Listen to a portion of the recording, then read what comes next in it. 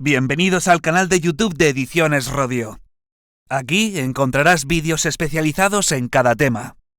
Si te gusta nuestro contenido, no olvides suscribirte, darle a me gusta y comentar tu experiencia. Gracias por elegirnos en tu camino hacia el éxito. Recuerda que nuestros temarios también están disponibles en formato digital y papel. Para cualquier duda puedes escribirnos a info@edicionesrodio.com. Bomberos. Temario general. Tema 5. Mecanismos de extinción de incendios. 1. Mecanismos de extinción de incendios. A lo largo del tema anterior hemos estudiado los elementos que era imprescindible que estuvieran presentes para poder componer lo que denominamos como tetraedro del fuego. O dicho de otro modo, los elementos para que tuviese lugar un incendio. Pues bien, a la hora de tratar los distintos mecanismos de extinción de incendios existentes, vamos a volver a recurrir a la citada figura geométrica, dado que haciendo desaparecer cualquiera de sus lados, es decir, cualquiera de los factores imprescindibles para la concurrencia de un incendio es como lograremos extinguirlo con éxito. 1,1. Enfriamiento. Forma más común de extinción que consiste en reducir la temperatura del combustible hasta la no emisión de vapores suficientes para arder. Los sólidos y los líquidos deben calentarse hasta que desprendan vapores combustibles. Cualquier producto capaz de absorber ese calor necesario para la combustión podrá extinguir el incendio. El agente extintor que mejor absorbe el calor es el agua. 1,2. Desalimentación. Se trata de la separación o eliminación del combustible, ya sea porque se ha consumido por completo o ha sido cortado su suministro. Pensemos en una botella de gas butano ardiendo que se queda vacía, o en las tácticas de cortafuegos y contrafuegos empleadas en los incendios forestales, las cuales veremos en temas sucesivos. En el caso de líquidos y sólidos, también podemos considerar que se ha producido una desalimentación si la cantidad de vapores combustibles generados no es suficiente para el oxígeno existente. Es decir, quedan fuera del rango de inflamabilidad del combustible. En este caso estaríamos hablando de una dilución, como la que produce el agua al mezclarse con alcohol. 1,3. Sofocación. Cuando logramos interponer una barrera física entre el combustible o los vapores desprendidos por el mismo y el comburente, evitando el contacto entre ambos, estaremos produciendo una sofocación. Un ejemplo claro es el típico fuego de aceite de la sartén en la cocina. Un error común es arrojarle agua para apagarlo. Sin embargo, por diferencia de puntos de ebullición, solo conseguiríamos hacer saltar más aún el aceite, incluso extendiendo el incendio por derrame. Por tanto, una forma conveniente de proceder es colocar la misma tapadera de la sartén sobre esta, aislando los vapores del aceite del oxígeno que está permitiendo la combustión. El mismo efecto obtenemos cuando atacamos un incendio de un derrame de combustible líquido con espuma. Generalmente, cuando la proporción de oxígeno desciende por debajo del 18%, el fuego decrece, y cuando se reduce por debajo del 15%, el fuego es susceptible de extinguirse. Otra forma de sofocación apta para espacios cerrados es inundar la zona con un gas inerte que desplace el oxígeno o haga disminuir su concentración. Algunos de estos gases son el CO2 o el nitrógeno. 1,4. Inhibición de la reacción en cadena. Veíamos en el tema anterior en qué consistía la reacción en cadena y cómo propagaba el incendio a través de los radicales libres. Pues bien, a través de este método de extinción conseguimos desactivar estos radicales, interponiendo moléculas del agente extintor entre ellos, cortando e inhibiendo dicha reacción en cadena. Los fuegos de brasas no se apagan fácilmente con este método, porque en cuanto dejemos de aplicar el agente extintor empleado, el aire entrará nuevamente a través de ellas y el combustible continuará ardiendo. Los polvos químicos secos o los halones, hidrocarburos halogenados, son dos agentes extintores idóneos para lograr la inhibición de la reacción en cadena. 2. Agentes extintores gaseosos. 2,1. Nitrógeno. Recordemos que el N2 está presente en la atmósfera en una proporción del 78%, siendo un gas incoloro, inodoro e insípido con unas características que hacen de él un buen agente extintor, ya que es estable a altas temperaturas y no es tóxico. Su mecanismo extintor es la sofocación, y en menor medida inhibición y enfriamiento. Se emplea como agente propelente e impulsor, en los extintores portátiles de polvo, además de en diversos usos en la industria como canalización de gases o para llenado y vaciado de cisternas o tanques. 2,2. Anhídrido carbónico. Podemos encontrarlo con otros nombres tales como dióxido de carbono, CO2, o nieve carbónica.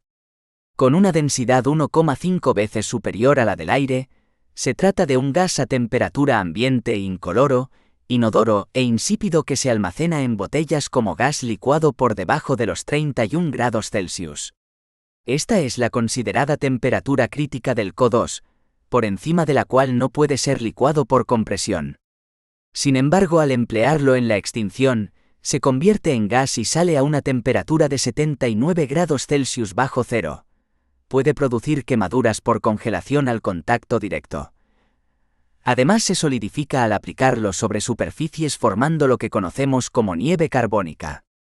Por ello, es evidente que uno de sus mecanismos extintores es el enfriamiento. Al ser un gas, tiene un gran poder de penetración y permite alcanzar todas las zonas del incendio. Puede producir asfixia al desplazar el oxígeno o incluso diluyéndolo sofocación, pero no es tóxico. La consecuencia de esta forma de extinción es que en incendios de exterior, al aire libre, con demasiado aporte de comburente no es muy eficaz, al igual que en los fuegos con brasas, riesgo de reinflamación. Dos de sus grandes ventajas es que no produce daños, salvo equipos delicados, porque no es corrosivo ni deja restos y no es conductor de la electricidad, permitiendo esto aplicarlo en incendios con presencia de electricidad. Es dieléctrico. Es especialmente bueno en fuegos de clase A, B y F y relativamente aceptable en fuegos de clase C. Entre sus inconvenientes debemos mencionar que en fuegos de metales, que alcanzan elevadas temperaturas, se puede descomponer el CO2 en carbono y oxígeno, pudiendo alimentar más aún el incendio. 2,3. Hidrocarburos halogenados.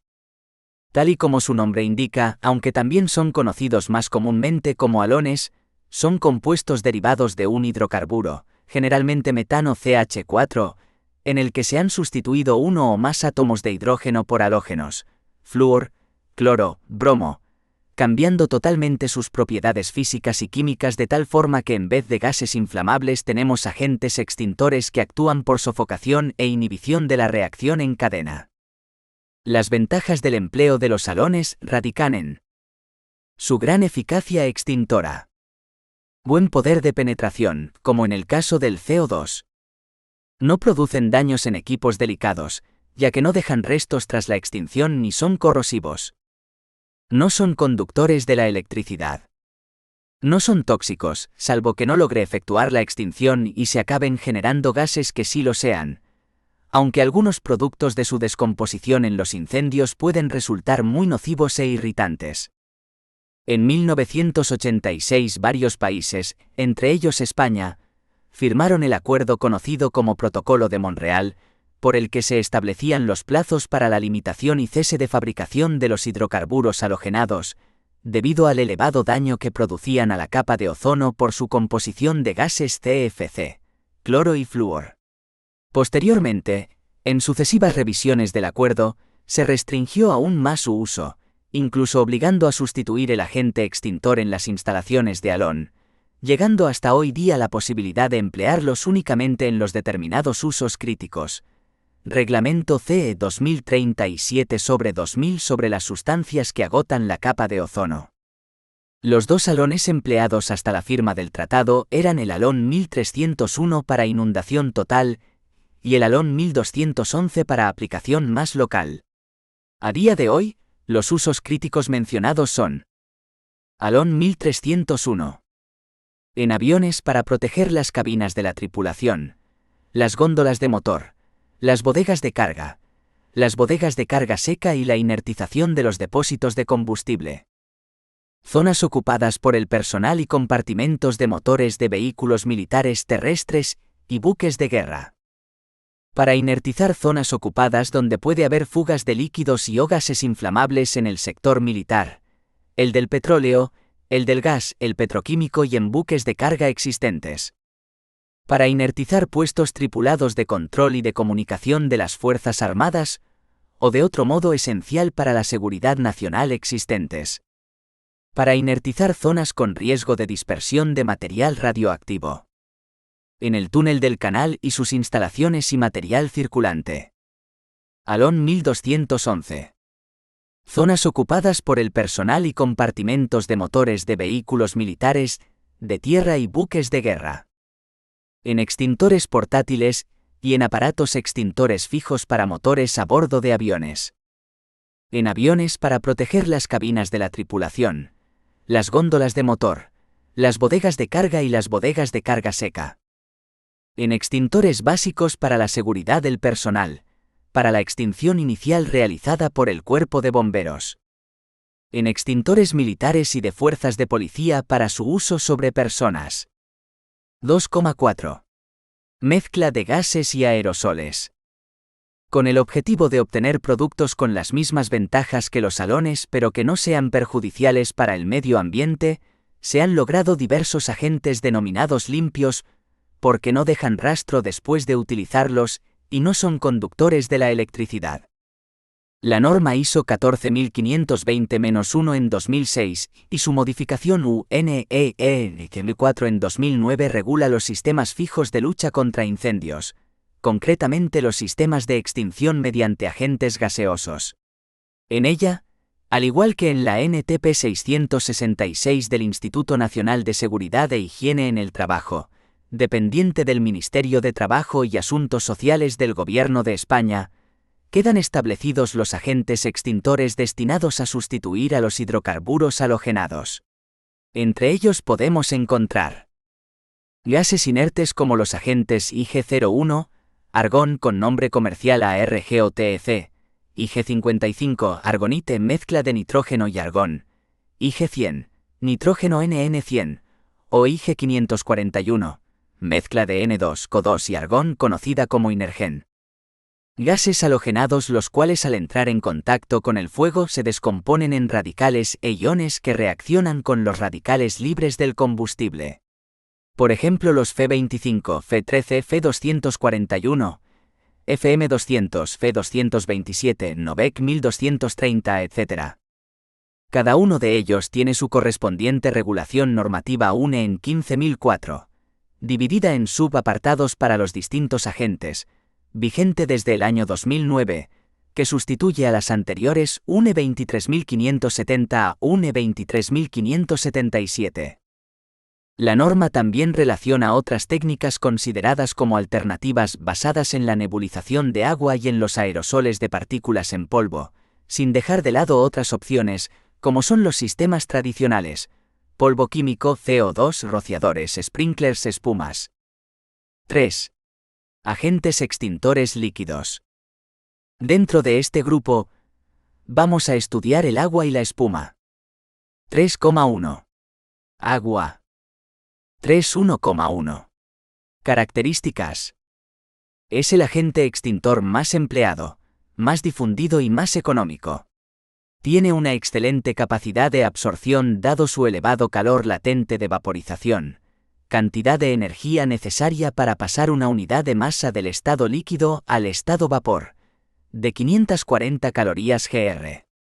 Esto significa que para pasar un gramo de agua en estado líquido a 100 grados Celsius, a vapor, a 100 grados Celsius, debe absorber 540 calorías.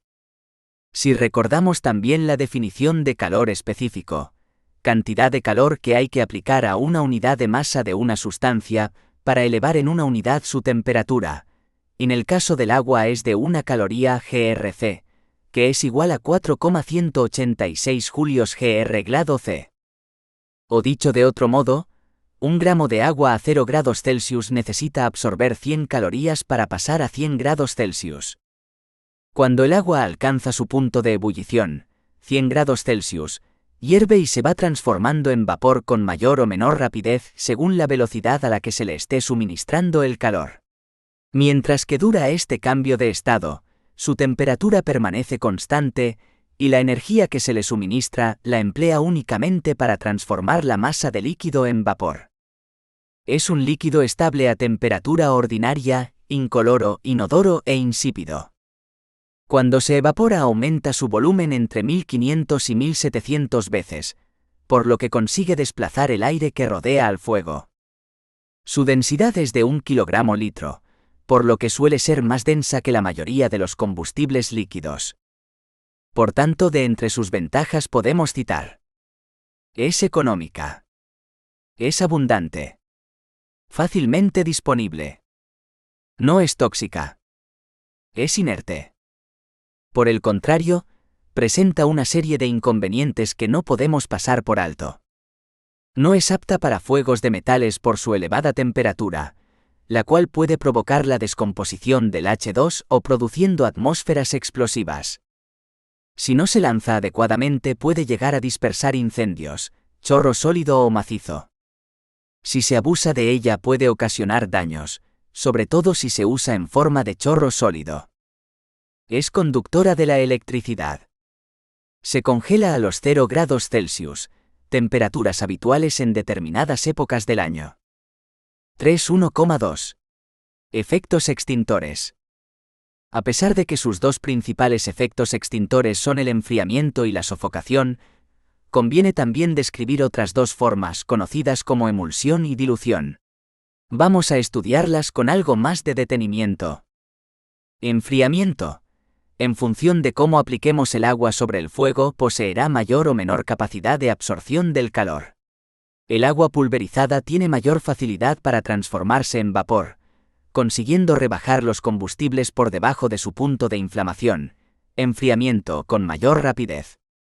Esto es debido a que la velocidad de transmisión del calor aumenta de forma proporcional a la superficie expuesta del agua, tanto mayor si se aplica en forma pulverizada, incrementándose igualmente si existe mayor cantidad de vapor en el aire. En definitiva, el agua en forma de chorro macizo logra un mayor alcance en lo que a distancia se refiere, pero su eficacia extintora está bastante por debajo de la forma pulverizada. Es lógico pensar que en materiales combustibles con puntos de inflamación que se encuentren por debajo de la temperatura del agua que se les va a aplicar, no lograremos una extinción tan eficaz. Tanto es así, que no es recomendable su uso en líquidos con puntos de inflamación por debajo de 37,8 grados Celsius. Recordemos los problemas de la BLEV vistos en el tema anterior. Sofocación. Acabamos de ver que cuando el agua se evapora aumenta su volumen entre 1500 y 1700 veces, pudiendo desplazar el aire que alimenta la combustión. Más aún si se trata de un recinto cerrado en el que dicho vapor va a permanecer confinado, incrementado considerablemente su acción sofocante. Emulsión. Antes de entrar a describir este proceso debemos tener claros los conceptos miscible e inmiscible. Cuando dos líquidos pueden mezclarse entre ellos formando una solución, decimos que son miscibles. Cuando lanzamos agua sobre productos considerados inmiscibles, se va a generar en su interior una especie de espuma que va a retrasar la emisión de vapores inflamables por parte del combustible. Ejemplo de ello puede ser la emulsión del agua con el aceite, al chocar el agua contra su superficie.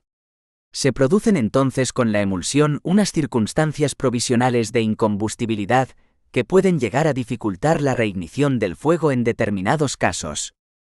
Dilución. En el caso de que se aplique sobre materiales combustibles hidrosolubles, es decir, que se mezclan homogéneamente con ella, se puede disminuir la concentración de vapores inflamables que generan la combustión. Es lo que conocemos con el nombre de dilución o disolución. 3.1.3. Tensión superficial. Vamos a referirnos a la tensión superficial para definirla como la propiedad de los líquidos producida por fuerzas que tienden a contraer el volumen de estos y darles una forma tal que el área superficial expuesta sea mínima, haciendo que se comporte como si su superficie estuviese encerrada en una lámina elástica. Las denominadas fuerzas intermoleculares de Van der Waals son las encargadas de ocasionar este fenómeno, debido a que en el interior del líquido se encuentran interaccionando en todas direcciones, a excepción de las moléculas de la superficie, las cuales solamente se ven afectadas por las que tienen en su inmediata capa inferior. Por encima de dicha superficie no hay moléculas de agua. Es lo que permite a determinados insectos posarse sobre los charcos sin hundir sus patas, manteniéndose sobre su superficie. Esta tensión superficial es la que va a generar que el agua no penetre en determinados casos, que así nos interese con toda la capacidad que debiera, siendo práctico reducirla para hacer que moje más. Esto lo conseguiremos por medio de unos aditivos que denominamos humectantes, a través de los cuales en materiales compactos, empaquetados o superpuestos como el papel prensado, el agua entrará sin escurrirse tanto y siendo absorbida por ellos. Existen además otra serie de aditivos que pueden aplicarse al agua para obtener distintos efectos en función de sus propiedades, tal es el caso de los anticongelantes, que permiten rebajar el punto de congelación del agua por debajo de los 0 grados Celsius. Los espesantes, para aumentar su viscosidad y hacerla menos escurridiza, o los gelificadores, muy prácticos en fuegos de combustibles sólidos, ya que confieren al agua cierta capacidad de adherencia a sus superficies. 3,2. Espuma. La norma UNE 23600 en 1990 sobre agentes extintores de incendios define la espuma como una mezcla de espumante y aire, u otro gas, formando un agregado estable de burbujas que, al fluir libremente sobre la superficie incendiada, forma una capa resistente y continua que la aísla del aire e impide la salida a la atmósfera de vapores volátiles combustibles. 3.2,1. Características. Las espumas extinguen fuegos producidos por combustibles o líquidos inflamables, actuando de 4 distintas maneras: aislando el aire, y en consecuencia el aporte del oxígeno de los vapores inflamables; eliminando la emanación de vapores inflamables por parte del combustible; separando las llamas de la superficie del combustible; enfriando la superficie del combustible y su entorno. Ello es posible gracias a unas determinadas propiedades: estabilidad para no romperse, resistencia al calor, flujo de cubrimiento rápido, drenaje lento, homogeneidad en el tamaño de sus burbujas, resistencia a la contaminación. Existen 2 tipos de espumas. Química, obtenidas por reacción de 2 soluciones, una ácida y otra alcalina, normalmente de sulfato de aluminio y bicarbonato sódico. En la reacción se produce CO2 que impulsa las burbujas de espuma. Hoy en día están en desuso, ya que provocan daños por corrosión en los equipos aplicadores. Física, obtenida mezclando un agente espumógeno con agua que da origen al espumante, el cual, al incorporársele aire por medios mecánicos, produce la espuma. Este es el tipo de espuma con el que trabajan los distintos 6 y será la espuma objeto de estudio en esta lección. 3.2,2. Formación. Podemos esquematizar el proceso de formación de la espuma física o mecánica para una mayor comprensión de la siguiente manera: agua más espumógeno, mezcla espumante. Mezcla espumante más aire espuma. Generalmente el espumógeno se almacena en garrafas de 25 L, que van ubicadas en las autobombas, bombas nodrizas o remolques u otro tipo de vehículos habilitados al efecto. En los parques de bomberos suele haber depósitos de bastante más capacidad desde los cuales se pueden repostar posteriormente, tanto dichas garrafas como los mismos depósitos de las autobombas preparadas para trabajar con espuma. El espumógeno es incorporado al agua por medio de la misma manguera de la instalación, intercalando entre los tramos un elemento al que llamamos dosificador o proporcionador, el cual por medio de una depresión creada en él gracias al efecto Venturi, succiona el espumógeno de la garrafa, circulando desde ese punto por la manguera una mezcla espumante. En función del caudal de la lanza con la que se va a aplicar la espuma, existen dosificadores de 200 L, 400 L y 800 L. La última parte de la instalación, en la que a la mezcla espumante se le va a incorporar el aire, gracias al efecto Venturi de nuevo, es la que lleva acoplada la lanza o el generador, que es lo que va a producir finalmente la espuma. Cuando hablemos de baja y media expansión, estaremos refiriéndonos a lanzas propiamente dichas, mientras que en el caso de alta expansión empleamos generadores de espuma. En el caso de lanzas de baja expansión, los caudales con los que se trabaja son de 200 o 400 L. Cuando estemos manejando las de media, podremos alcanzar los 800 L. Este tipo incorpora un manómetro para poder saber la presión con la que estamos lanzando la espuma. No obstante, conviene destacar que hoy en día existen numerosos vehículos autobomba que llevan incorporado su propio dosificador para realizar las mezclas, ahorrándonos de esta manera el montaje de la instalación descrita. 3.2,3. Coeficientes de expansión. A la relación entre el volumen de espuma que se produce y el volumen de solución espumante empleado se le denomina expansión. El índice o coeficiente de expansión nos va a indicar los litros de espuma que obtendremos. Así, por ejemplo, un índice de 10 I igual a 10, nos dice que por cada litro de mezcla espumante al añadirle aire obtendremos 10 litros de espuma. En función de esto podemos clasificar las espumas en 3 índices distintos. Baja expansión. Se trata de espumas muy densas con mucho contenido en agua, con un índice de expansión de entre 3 y 30. Aproximadamente pueden leerse valores de entre 3 y 20 o entre 3 y 35. Media expansión. Índice entre 30 y 200, otros entre 20 y 250. Para fuegos en zonas confinadas y poco accesibles. Alta expansión. Índice entre 200 y 1000 o más. Su empleo está prácticamente reducido a la inundación total de zonas de difícil o imposible acceso, ya sea por el calor u otras causas, como sótanos o túneles, consiguiendo el objetivo en poco tiempo. Contienen poca agua en comparación con las otras, siendo su efecto extintor principal la sofocación más que el enfriamiento, por ello son más ligeras. La concentración de espumógeno, esto es, su proporción en la mezcla suele estar entre el 3% y el 6%, empleándose también el 1 o el 2% para media y alta expansión. Un espumógeno al 3% quiere decir que con 3 litros de espumógeno obtendremos 100 litros de mezcla espumante, es decir, que se requieren 3 partes de concentrado y 97 partes de agua para cada 100 litros de mezcla. Y si nos dijeran que el índice de expansión es de 5, producirá 500 litros de espuma. La densidad de aplicación es los litros de solución por minuto, caudal de la lanza, y por metro cuadrado. Dato que puede sernos de utilidad si pretendemos saber, por ejemplo, el número de lanzas que debemos de emplear en función de los metros cuadrados que sea preciso cubrir. También se le conoce como tasa de aplicación. Por último, un dato importante a tener en cuenta para calcular la cantidad de espumógeno necesario es suponer una aplicación mínima durante 15 minutos. Según normas NFPA National Fire Protection Association. 3.2,4 tipos. 3.2.4.1. Base proteínica. Fabricados a partir de desechos orgánicos tales como huesos, pezuñas o plumas, de ahí su olor nauseabundo. Tienen un aspecto viscoso. Se le agregan aditivos tales como sales metálicas disueltas y disolventes orgánicos, que refuerzan su capacidad para formar burbujas. Cuando la espuma está expuesta al calor y las llamas, regulan su viscosidad a bajas temperaturas y evitan la corrosión de los equipos y recipientes, además de conferirle cierta resistencia a la descomposición.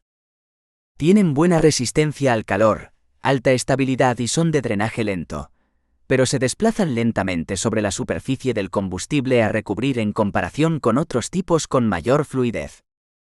A su favor cuentan también con que no son tóxicas y son biodegradables tras su dilución.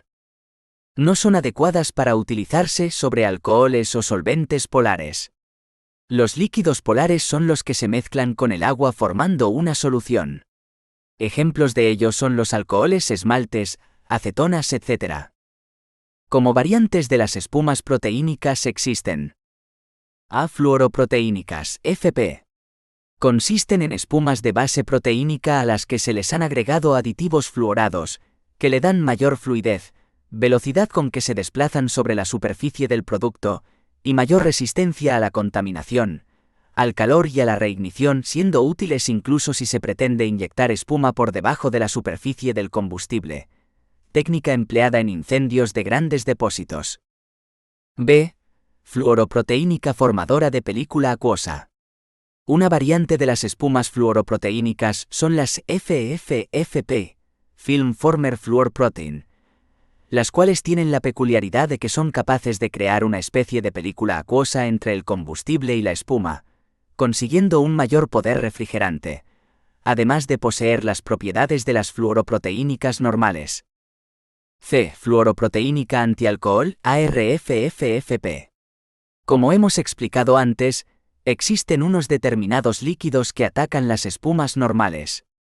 El inconveniente radica en que tienen la capacidad de disolver el agua contenida en ellas, provocando la pérdida de su capacidad extintora. Se trata de los líquidos polares. Con el fin de combatirlos se consiguió crear una espuma cuya burbuja tuviese su pared reforzada químicamente, evitando así su destrucción en este tipo de intervenciones. 3.2.4.2. Base sintética. Se forman a partir de detergentes y aditivos. Producen una espuma de baja viscosidad que genera un esparcimiento rápido sobre superficies líquidas. Utilizadas especialmente para media y alta expansión, forman grandes burbujas con poca turbulencia. Poseen una estabilidad aceptable, aunque no son muy resistentes al calor ni a la reignición.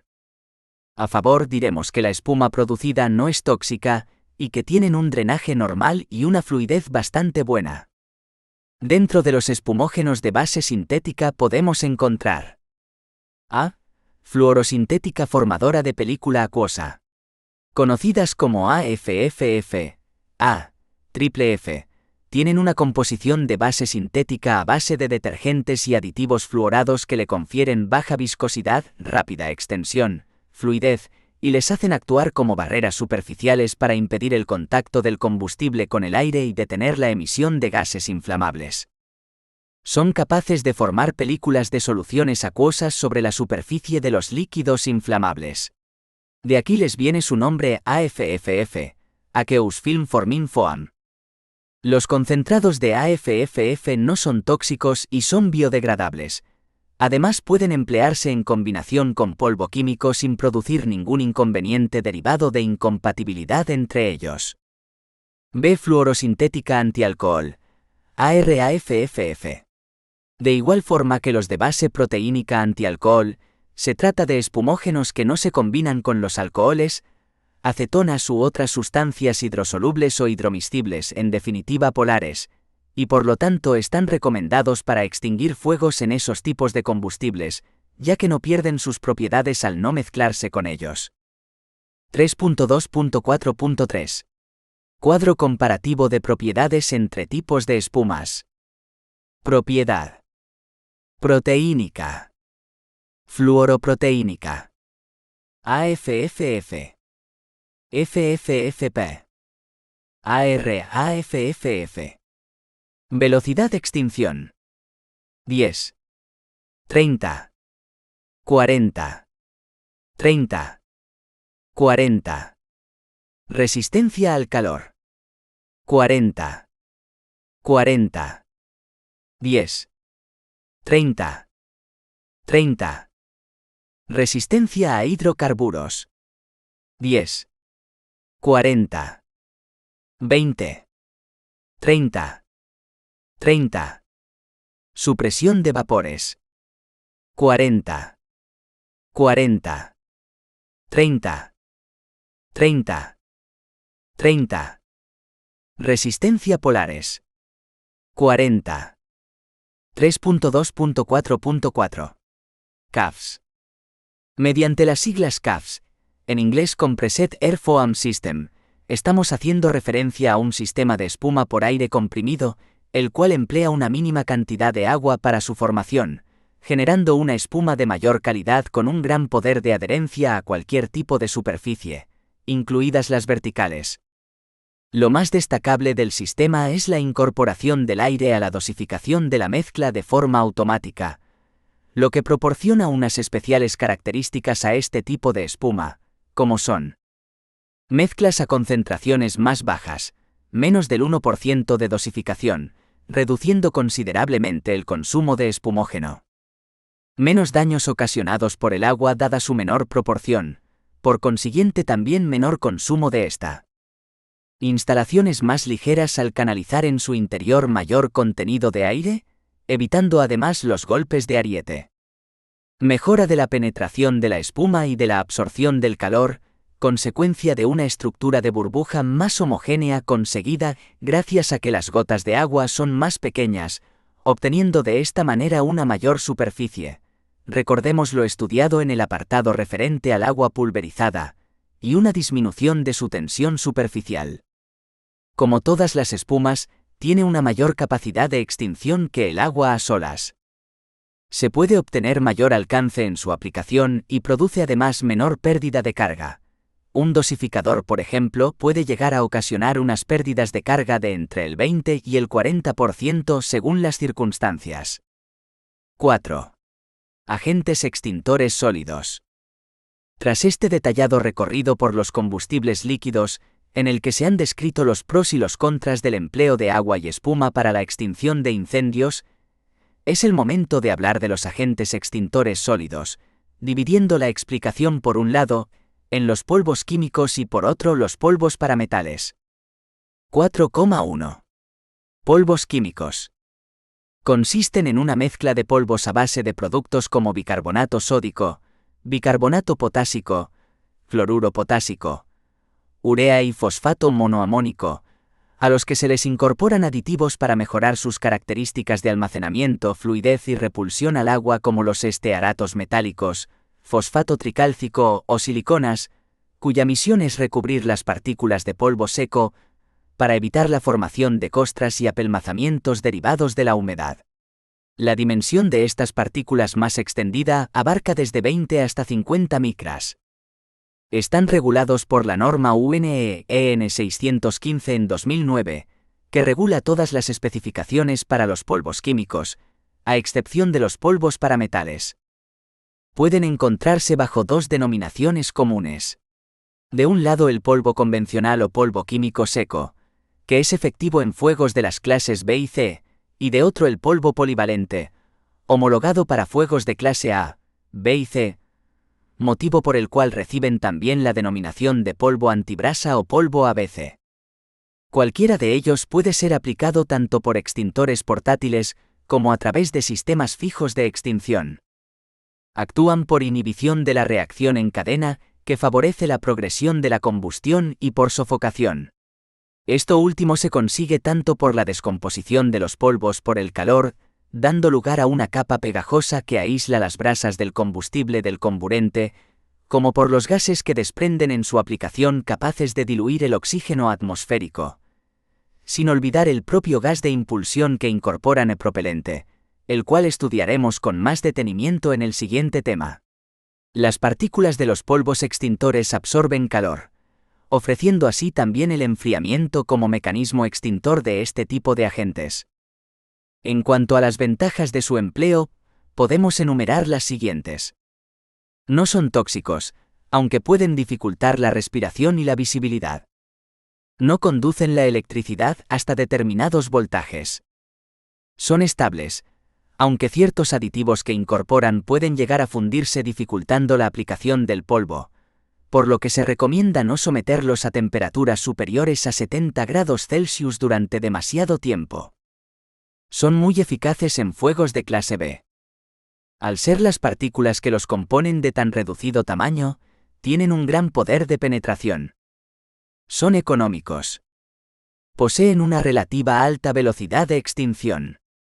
Los inconvenientes destacables que presentan son corrosivos, de manera que no son recomendables en instalaciones delicadas y deben limpiarse muy bien de cualquier superficie donde se hayan depositado, a fin de evitar daños posteriores.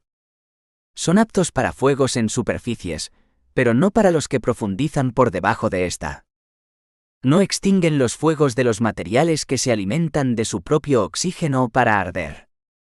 El coste del mantenimiento de las instalaciones fijas es elevado. Pueden presentar incompatibilidades con determinados tipos de espumas. No son efectivos en áreas abiertas con viento, dado que el polvo se puede desviar del fuego sin lograr la extinción. 4,2. Polvos para metales. Son empleados en fuegos en los que por sus especiales características no se pueden emplear los medios habituales, por ello son conocidos también como polvos especiales. Se trata de los fuegos de metales, los cuales suponen un gran peligro en las intervenciones, tal es el caso del polvo de aluminio, magnesio, potasio o sodio, entre otros. El mecanismo extintor de este tipo de agente, exclusivo para cada tipo de material combustible de que se trate, es la sofocación. Es de gran importancia emplear el polvo adecuado en cada situación, dado que pueden derivarse complicaciones como reacciones explosivas, aparición de productos tóxicos o una incrementada radiación del calor. Algunos de los polvos especiales de común comercialización son el polvo G1, recomendable para incendios de magnesio, sodio, potasio, titanio, litio o calcio, y el polvo METLX, apto para aluminio en polvo, magnesio, sodio, potasio o titanio. Otros tipos son el polvo NaX, el LiZX o el polvo TEC. 5.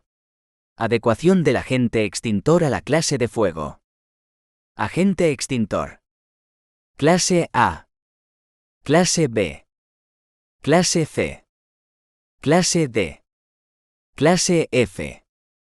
Agua chorro. Adecuado. Agua pulverizada. Excelente. Aceptable. Espuma física. Adecuado. Adecuado. Polvo ABC. Adecuado. Adecuado.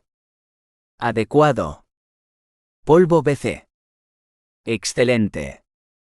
Adecuado. Polvos para metales. Adecuado. Anhídrido carbónico. Aceptable. Aceptable. Hidrocarburos halogenados. Aceptable. Adecuado. Productos para aceites cocinar. Adecuado.